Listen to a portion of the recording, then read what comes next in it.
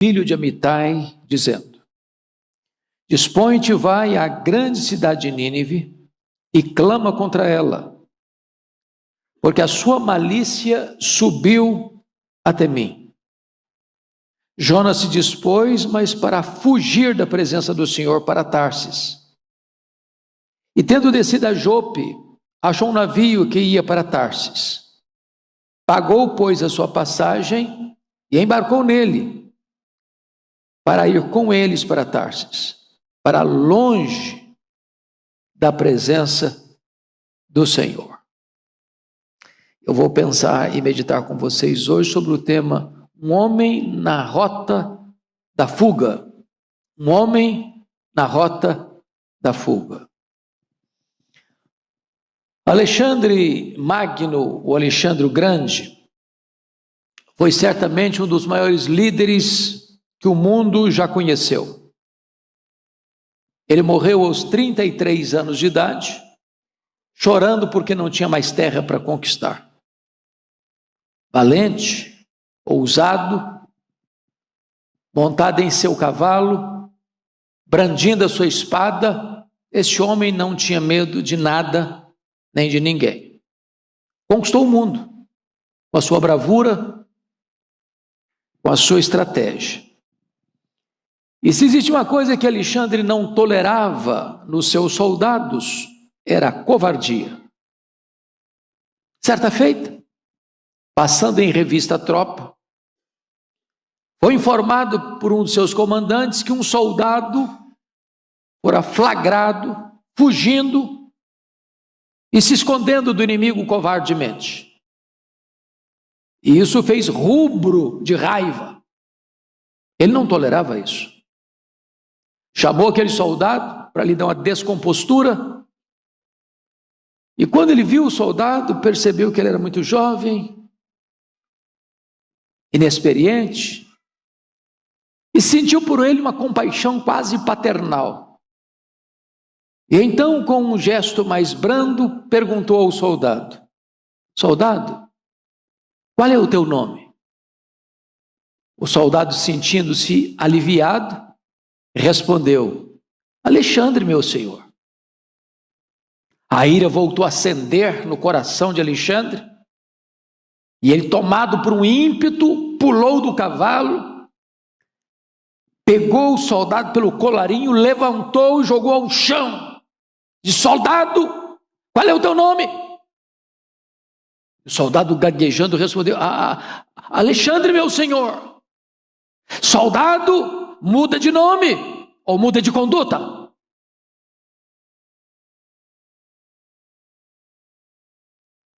Jonas resolveu mudar de geografia, porque não quis mudar de conduta. Deus o chama, Deus o comissiona, Deus dá o endereço, Deus o envia, e ele se dispõe, mas para fugir da presença do Senhor. Eu creio que Jonas não é o único que tem fugido, tentado fugir de Deus. Aqui, ali, acolá, nós também, seja por medo, por covardia, por conveniência, por outros interesses, ou pela dureza do nosso coração, ou pela rebeldia da nossa alma, nós também temos tomado estradas de fuga. O livro de Jonas é um livro muito debatido pelos críticos da Bíblia. E é triste que muita gente, quando fala em Jonas, só pensa no grande peixe. Alguns dizem que é baleia, outros dizem que é outro grande peixe. A Bíblia não diz que grande peixe é. Sei que era um grande peixe. Alguns acham até mesmo que Jonas não foi uma personagem histórica e que isso não passa de uma fantasia, de uma novela, de uma metáfora, e que esse livro não tem peso histórico. Equivocam-se aqueles que pensam assim. Jonas é filho de Amitai. Jonas, ele foi um profeta galileu, Jonas nasceu em Gat-Hefer. Jonas profetizou no período áureo das 10 tribos do norte do reino de Israel, os 41 anos de governo de Jeroboão II. Jonas é citado tanto no Velho Testamento quanto no Novo Testamento. E desacreditar o livro de Jonas é atingir a credibilidade do próprio Senhor Jesus, que evoca a experiência dele no ventre do grande peixe, como uma ilustração do seu sepultamento e da sua ressurreição. Então eu gostaria de tratar desse assunto com vocês nesta noite. E à guisa de introdução, quero fazer 3 declarações. Primeiro, Jonas é o primeiro profeta eminentemente transcultural da Bíblia. Nós temos profetas que falaram para outras nações, como Isaías, como Amós, mas Jonas é o único profeta, ou o primeiro profeta, que é enviado especificamente para um povo pagão, para a maior cidade do mundo daquela época, a capital de um poderosíssimo império. Ele não é chamado a pregar ao seu povo, ele é chamado a pregar aos inimigos do seu povo. É uma peculiaridade dele. Isso retrata para nós, meus amados irmãos, que o reino de Deus não se restringe a uma geografia, nem a uma etnia. O reino de Deus abrange todos os povos, todas as raças, todas as línguas, todas as culturas. Segundo lugar, Jonas é o primeiro profeta a desobedecer uma ordem de Deus. É muito curioso isso. Deus dá uma ordem expressa para ele, explícita para ele, urgente para ele, e ele se dispõe, mas para desobedecer. É curioso que tudo no livro retrata que o universo inteiro está debaixo da autoridade da palavra de Deus. Deus dá uma ordem e o mar se revolta, uma tempestade surge. Deus dá uma ordem e um peixe vai lá e traga Jonas. Deus dá uma ordem, um verme vai lá e corta uma planta. Ou seja, até seres irracionais e até a própria natureza não ousa desobedecer a voz de Deus. Mas Jonas ousa desobedecer a voz de Deus. Terceiro, Jonas é o primeiro profeta a ver um resultado 100% positivo em sua mensagem. Isso é único na história. Ele prega um sermão contendo apenas 5 palavras, diríamos nós um sermão medíocre, não querendo que os ouvintes sejam convertidos, e a conversão é em massa. Isso é o único. Jonas é o único pregador que ficou frustrado com o seu sucesso. Ele quis morrer porque as pessoas que depois de ouvi-lo queriam viver. Então, dito isso, à guisa de introdução, vamos dar uma olhadinha no texto lido. Com a Bíblia aberta comigo, vamos observar. Primeiramente, vamos ver a própria pessoa do Jonas. Veio a palavra do Senhor a Jonas, filho de Amitai, dizendo. A palavra Jonas significa no hebraico pomba. Pomba. E a palavra pomba, ela talvez pudesse estar de acordo com a atitude de Jonas em 3 aspectos. Primeiro, na Bíblia, pomba é vista como uma ave que busca a fuga na hora do perigo. Está lá no Salmo 55, 4 a 7. E Jonas é exatamente uma pomba, que na hora do perigo foge. Segundo, pomba na Bíblia é símbolo de alguém que chora e geme. Isaías 59:11. Ele chora e geme também no ventre do grande peixe. Terceiro, a pomba é símbolo de passividade e ele se torna passivo enquanto Deus é ativo. Ele entra para dentro de um porão e ele deita, e ele dorme, ele ronca, ele se aliena, e é Deus quem toma a iniciativa de agir, porque o profeta comissionado para agir está dormindo. Quando diz Jonas, filho de Amitai, a palavra Amitai, esse nome Amitai, significa verdade, e isso significa que Jonas é criado num lar comprometido com a verdade.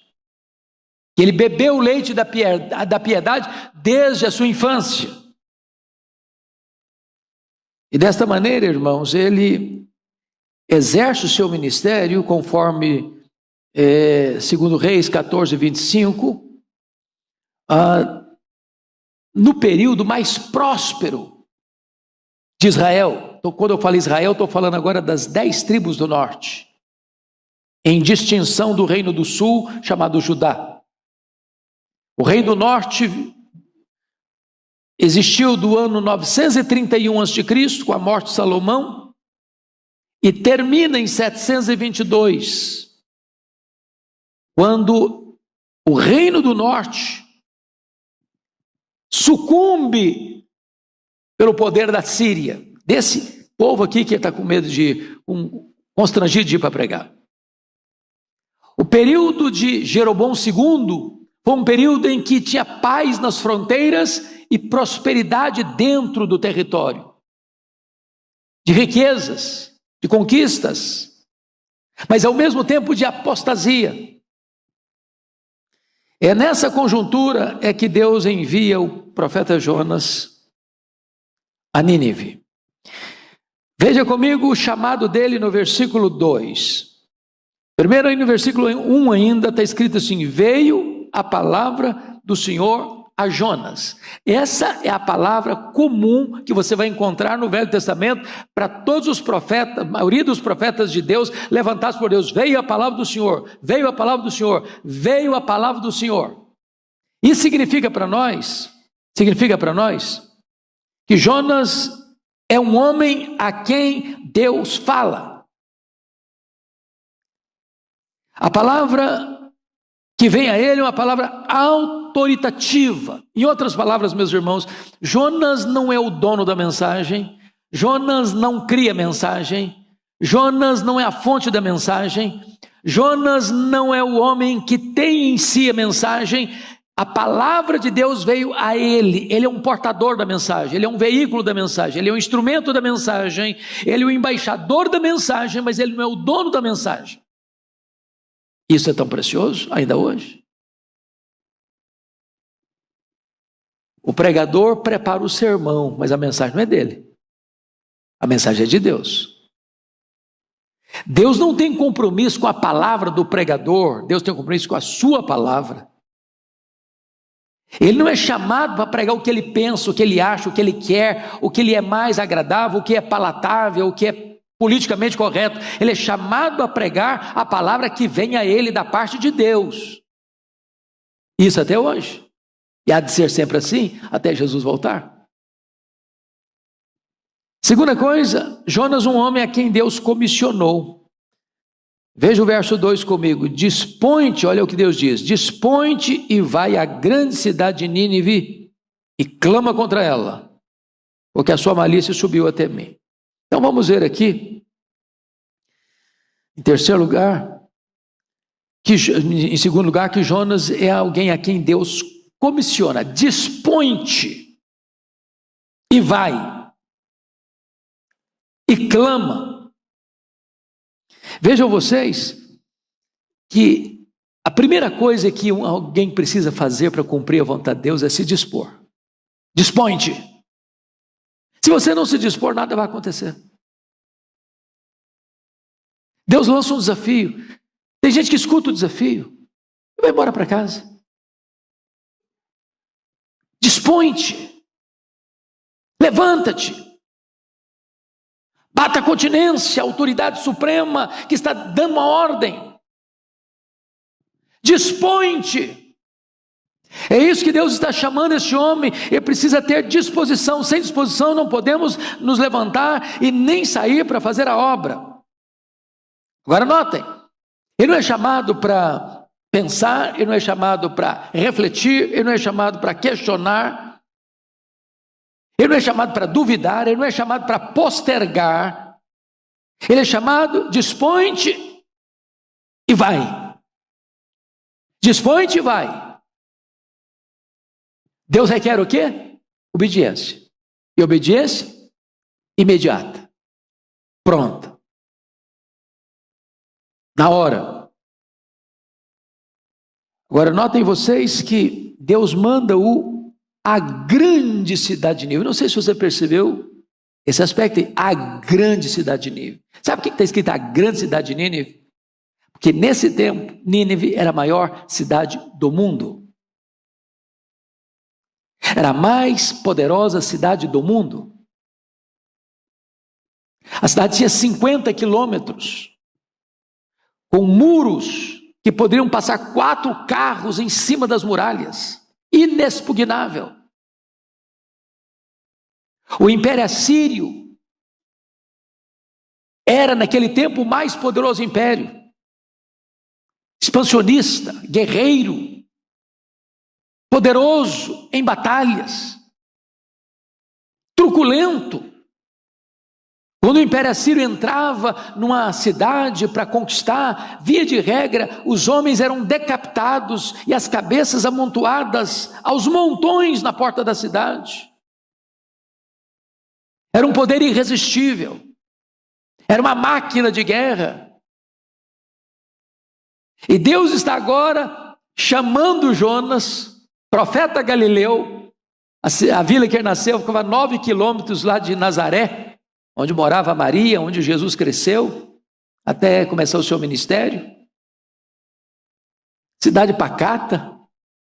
E Deus agora está chamando esse homem, agora você vai se levantar, você vai se dispor, você vai se levantar e você vai à grande cidade de Nínive. Jonas era um camarada instruído. Ele acompanhava certamente a realidade do seu povo. Ele tinha plena ciência de que a Síria, cuja capital era Nínive, era a grande ameaça política ao seu povo. E Jonas está ciente de tudo isso diante dessa comissão divina, dessa ordenança divina.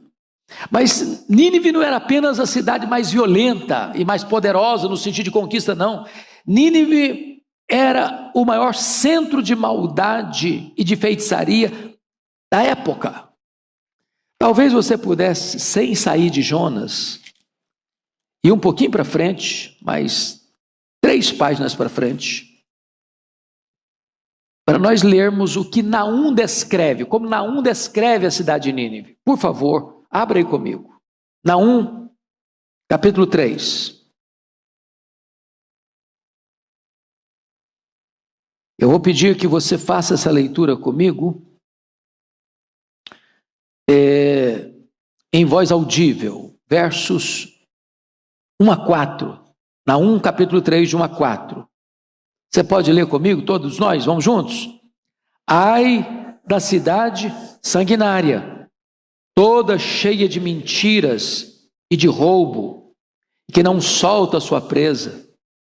Eis o estalo de açoites e o estrondo das rodas, o galope de cavalos e carros que vão saltando, os cavaleiros que esporeiam, a espada flamejante, o relampejar da lança e multidão de traspassados, massa de cadáveres mortos sem fim.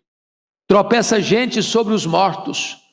Tudo isso por causa da grande prostituição da bela e encantadora meretriz, da mestra de feitiçarias, que vendia os povos com a sua prostituição e as gentes com as suas feitiçarias.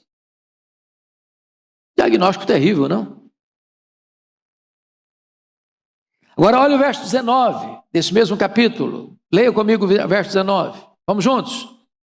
Não há remédio para a tua ferida, a tua chaga é incurável. Todos os que ouvirem a tua fama baterão palmas sobre ti, porque sobre quem não passou continuamente a tua maldade? Notinha de rodapé. Eu acho que Jonas daria tudo para trocar de lugar com Naum. Naum profetizou a ruína de Nínive, era tudo que ele queria. Tudo que ele queria era isso. Agora veja, Deus não apenas envia Jonas a Nínive, essa cidade. Deus envia-o com uma missão específica. Olha aí o versículo 2, volta lá para Jonas, por favor. Olha aí. Dispõe-te, vai à grande cidade de Nínive e clama contra ela. Bom, não é uma mensagem popular. Não é uma mensagem palatável.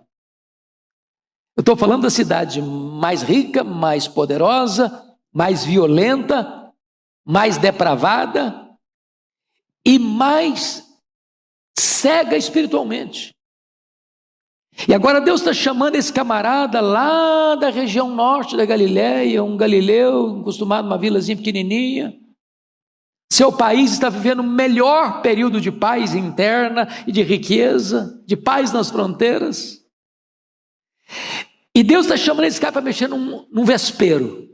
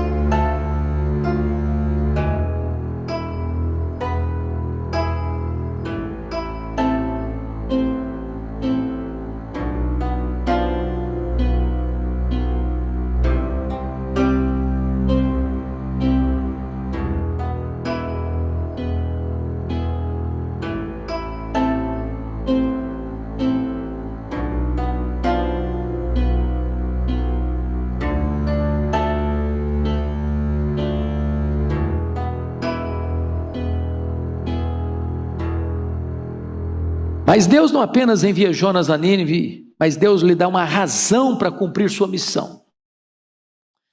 Veja aí o versículo 2, quando o próprio Senhor explica por que a sua malícia subiu até mim. Você já pensou uma cidade cujo fedor do pecado começa a subir? Chega às narinas de Deus? A iniquidade da cidade começa a subir, chega até o céu. Eu fico pensando como é que Deus olha para São Paulo.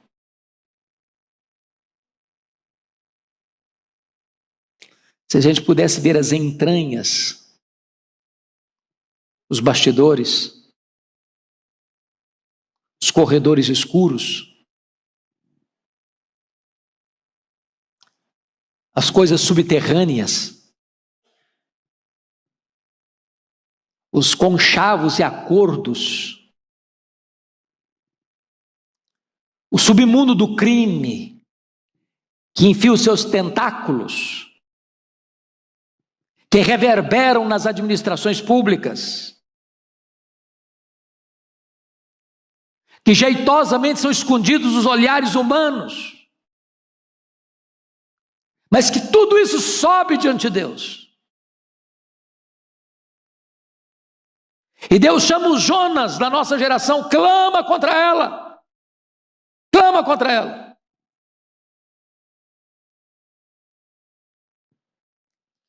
Então, nós vamos olhar agora diante desse desafio. E vocês vão perceber que o problema de Jonas não é covardia. Jonas não está com os joelhos tremendo, batendo no outro, não, mas o senhor podia me mandar para uma cidade mais pacata, mais calminha, o senhor podia me mandar para a gente mais mansa. O senhor está me mandando para a boca do lobo.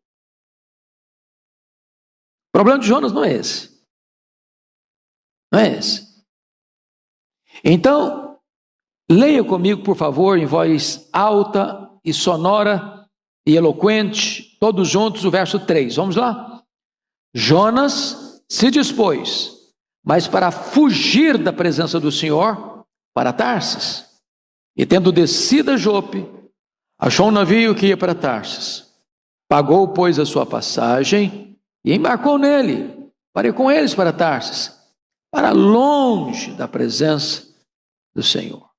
Nota aqui algumas coisas. Primeiro, Jonas, um homem que desafia Deus. Dispõe-te, vai. E ele bate continência. Disponho-me para fugir.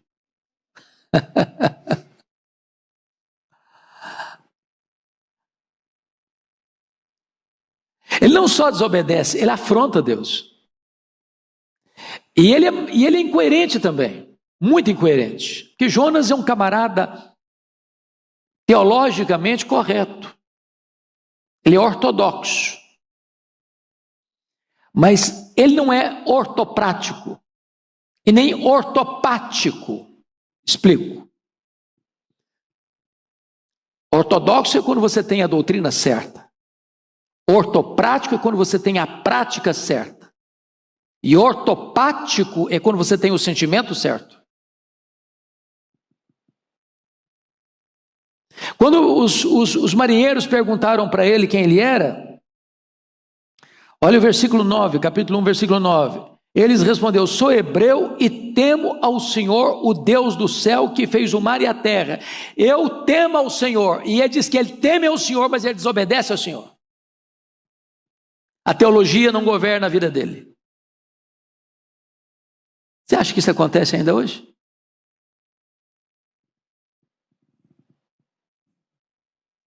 Ele desafia Deus. É um homem em conflito, é um homem contraditório. Diríamos nós que ele é ortodoxo de cabeça e herege de conduta. E aí você vai perceber no verso 3 que ele se dispõe a fugir de Deus. Dispôs para fugir da presença do Senhor. E aí é tolice, né?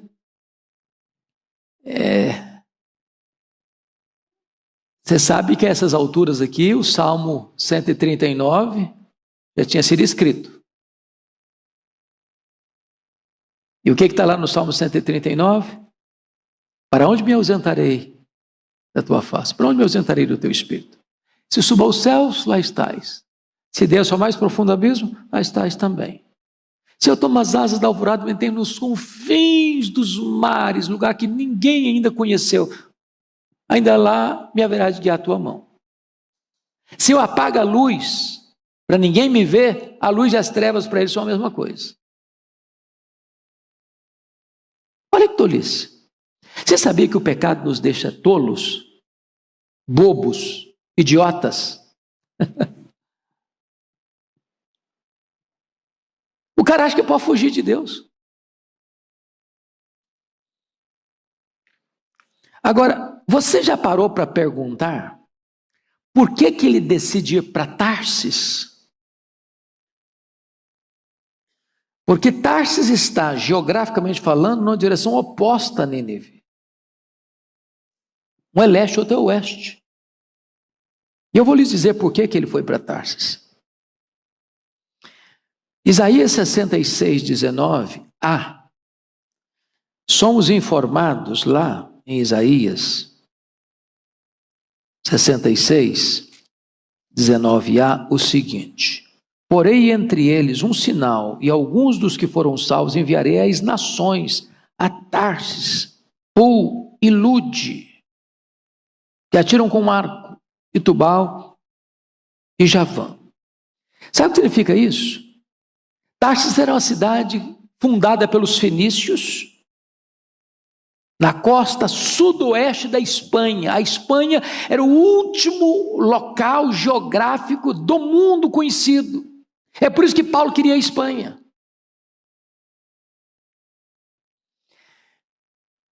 Para você ter uma ideia, Tarsis ficava a 4.000 quilômetros de Jope. Essa viagem era uma viagem ultra demorada, gastava 1 ano na viagem. Sabe o que ele está dizendo? Eu quero ir para o fim do mundo. Quero sumir do mapa. Nem Deus vai me encontrar lá. Segundo lugar, Tarsis ficava num lugar onde não havia a palavra de Deus. O versículo 19 ainda prossegue assim: até as terras do mar mais remotas, olha aí, distância, que jamais ouviram falar de mim. Deus é que está falando. Nem viram a minha glória. Esse homem que é um profeta de Deus e o único ministério dele é pregar a palavra de Deus, ele quer ir para um lugar onde não tem palavra de Deus. Ele não quer escutar Deus. Ele não quer ser perturbado com Deus. Ele não quer que ninguém chegue para ele, ouça a palavra de Deus. Não. Eu vou para um lugar que eu não vou ouvir Deus. Ninguém vai falar de Deus. Não tem palavra de Deus. Eu quero ficar no meu casulo sem ser incomodado.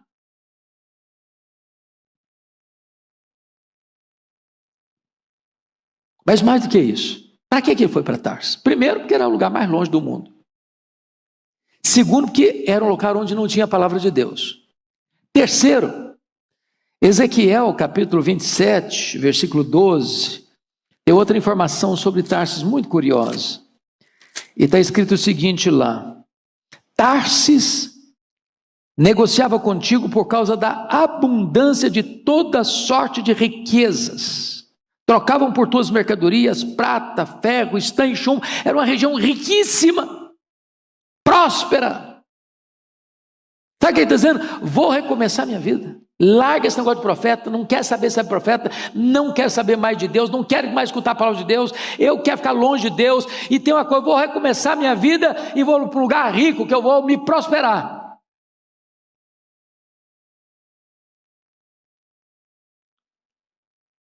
E aí eu acho que aconteceram algumas coincidências. Ele se dispõe para fugir, e ele vem lá da vila dele, perto de Nazaré.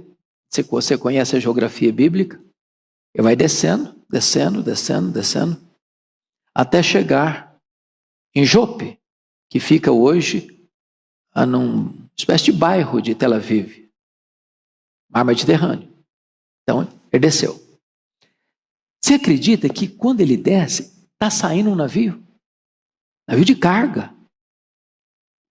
Você acredita que ele tem grana para comprar passagem?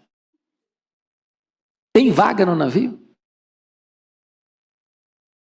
Tudo está dando certo. Olha que bênção. Olha a providência aí.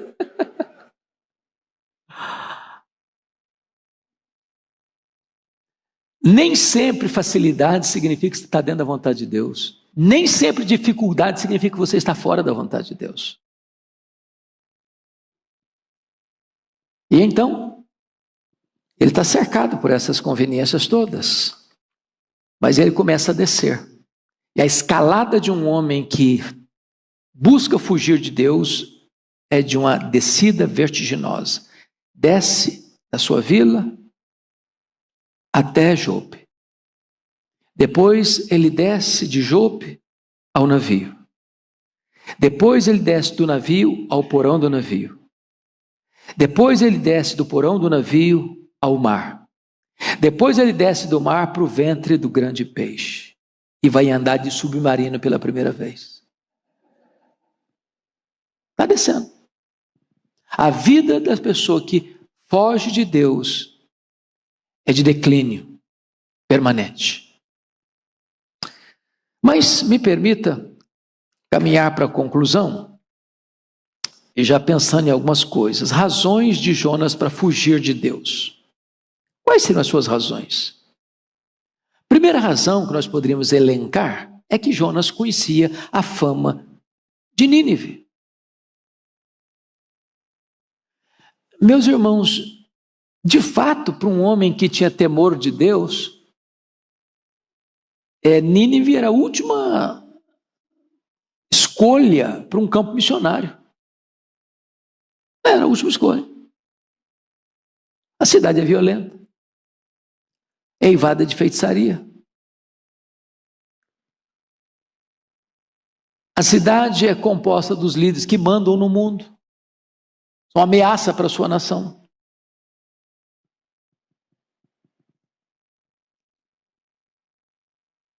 Essa cidade, quando ela resolve invadir um outro território, ninguém segura.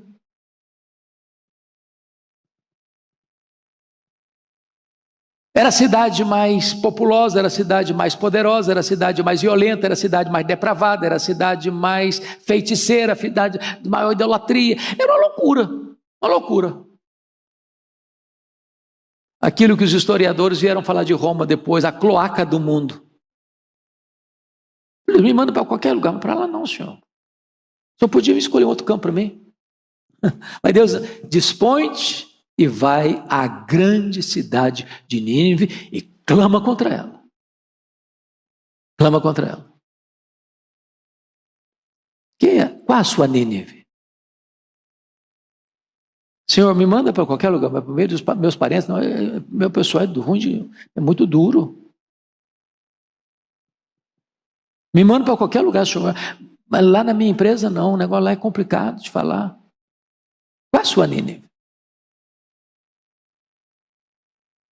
Às vezes o conhecimento que nós temos de um local nos predispõe a não querer ir mesmo. E Jonas era um camarada politicamente muito bem instruído. Ele tinha plena certeza de que ir a Nínive pregar era levar uma possível salvação para aqueles que seriam seus inimigos. E foram. Sabe quem levou as 10 tribos do norte para o cativeiro? Nínive, a Síria.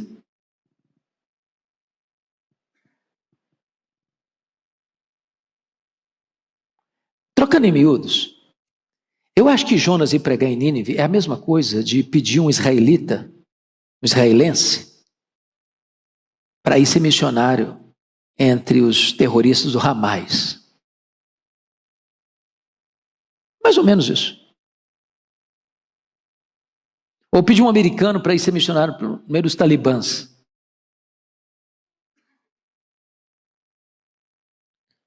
O grande problema é que a gente quer que Deus seja inimigo dos nossos inimigos.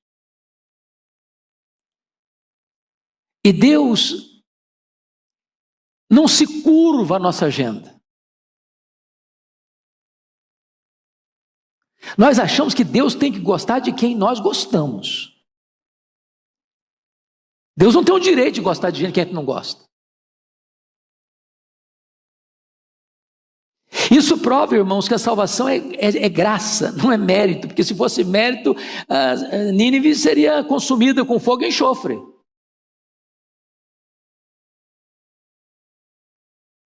Jonas sabia muito bem disso. E se você quiser saber, o próprio Jonas vai explicar isso com todas as letras, por que ele não quis ir a Nínive. Porque quando ele vai para Nínive, meus amados irmãos, o problema dele é que ele sabia que Deus tem um coração mole. Que se o povo se arrependesse, Deus ia acabar salvando aquele povo. Isso era demais para a cabeça dele, ele não queria isso de jeito nenhum. Olha o que ele vai dizer, o próprio Jonas. Capítulo 4, volta lá para o profeta Jonas.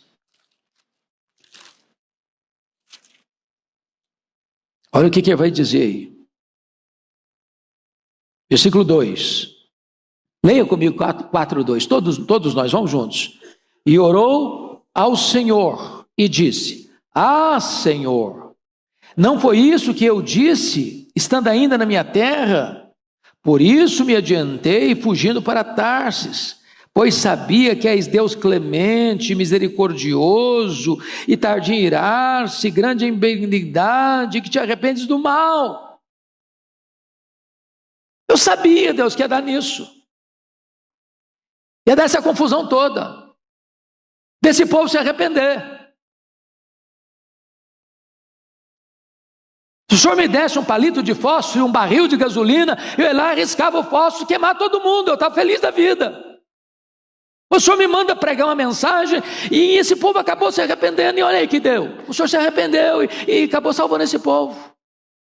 Agora eu estou encrencado. Eu queria que eles morressem. Eu queria que todo mundo fosse para o inferno. Sabe por que ele teve dificuldade de ir para cumprir a missão? Não é só porque eu conhecia Nínive, é porque eu conhecia Deus. Eu conhecia Deus. Esse Deus é misericordioso, esse Deus é tardio em irar-se, esse Deus teima em ser misericordioso, esse Deus resolve perdoar o pior pecador que se arrepende. Tem muita gente hoje que não entende isso até hoje, irmãos. Tem gente que acha que o céu é só para aqueles que são bonzinhos, bonitinho. Mas o cara que é um pilantra, que é um ladrão, que é um assassino, que é um corrupto, esse cara vai para o inferno, queimar no inferno, e Deus resolve amar a gente assim, e se essa pessoa se arrepende, Deus resolve perdoar, e Deus resolve salvar. Deus salva um Saulo de Tarso, um monstro. Deus salva um rei Manassés, um monstro. Deus salva um rei Nabucodonosor, um monstro.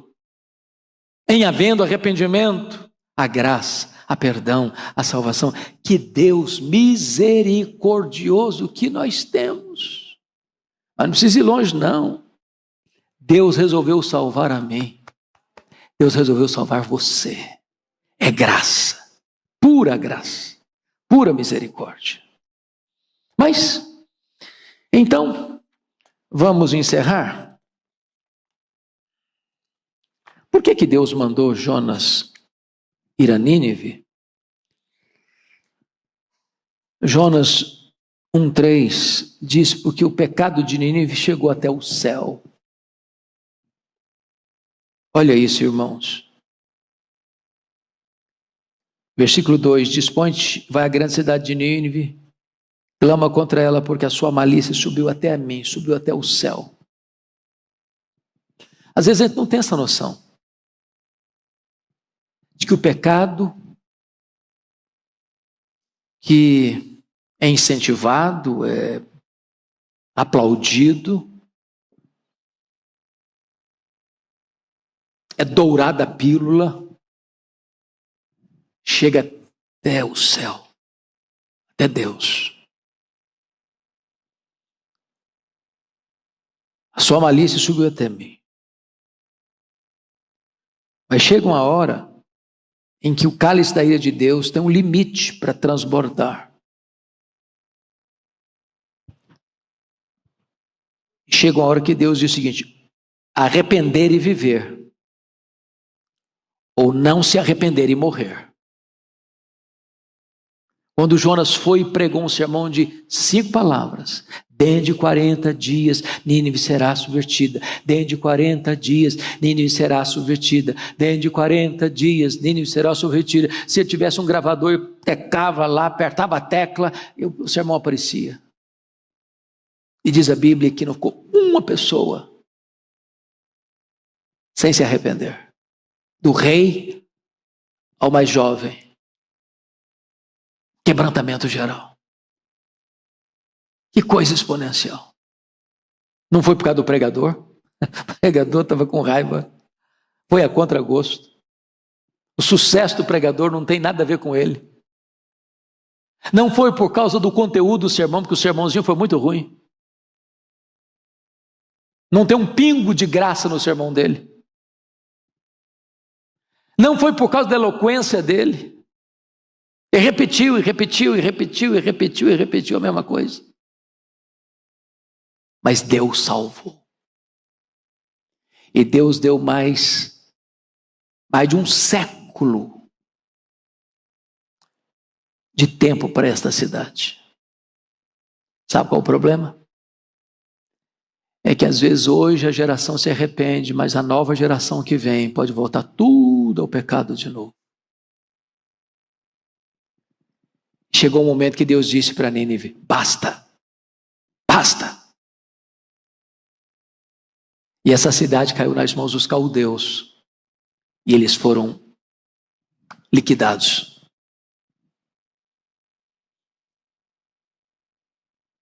Sabe por que Deus enviou Jonas a Nínive? Finalmente eu termino aqui. Porque a misericórdia de Deus triunfa sobre a sua própria ira.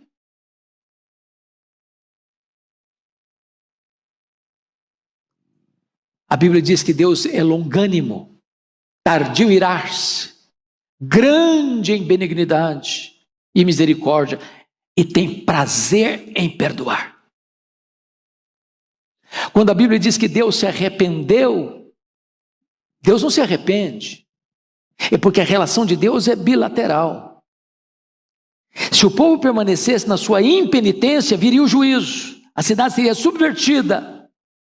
Mas como o povo se arrependeu, Deus suspende o castigo e oferece misericórdia. Essa mudança, porque o homem mudou, então Deus muda, em vez de dar castigo, dá misericórdia, é que a Bíblia chama de arrependimento de Deus, uma palavra antropopática, ou seja, atribuir a Deus um sentimento humano. Nós somos os Jonas da nossa geração.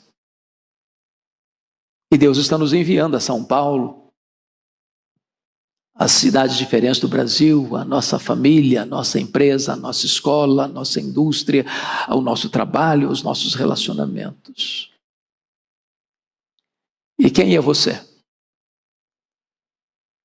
Você tem se disposto para levantar e ir? Ou você tem até hoje se levantado para fugir? Talvez você que está aqui hoje tenha um chamado de Deus, lá da sua juventude. E você fez de conta que não escutou direito, e você está empurrando com a barriga a vida. E Deus está dizendo para você hoje: dispõe-te e vai. Foge não. Sabe por quê? Deus vai te encontrar. Para te encontrar, Deus é capaz de mandar uma tempestade atrás de você. Não para destruir você, mas para trazer você de volta. Que Deus nos ajude a não resistirmos a Deus, a obedecermos a Deus e a atendermos ao chamado de Deus. Que Deus nos ajude a ter o coração parecido com o coração de Deus, de amar, de perdoar e de alegrar-se com a salvação do perdido que se arrepende. Que Deus nos faça mensageiros da sua palavra para a nossa nação e para o mundo todo. Que Deus os abençoe. Amém.